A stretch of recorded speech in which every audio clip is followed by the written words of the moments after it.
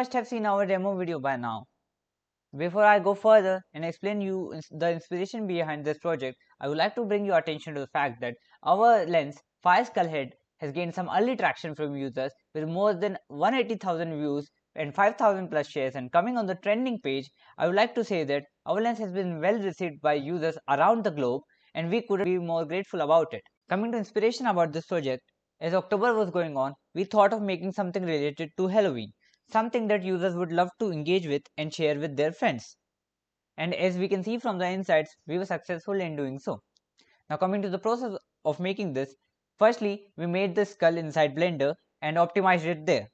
We animated the skull so that we can have jaw movement, and then we bring it together into LensStudio, where we first textured it, and then after texturing, what we did was use expression controller script provided by templates from LensStudio and sound script. We were able to make the skull have laugh on mouth open. Now this laugh actually gave more character to the skull, and to give more movement and make the skull look more attractive, we added fire shaders to the skull size. Now sound is 70% of what you see. What we wanted to do was add atmospheric sound. So we layered some sound effects together and created an atmospheric sound related to Halloween. And to blend it all together at the end, we used a reddish post effect filter and we got this lens.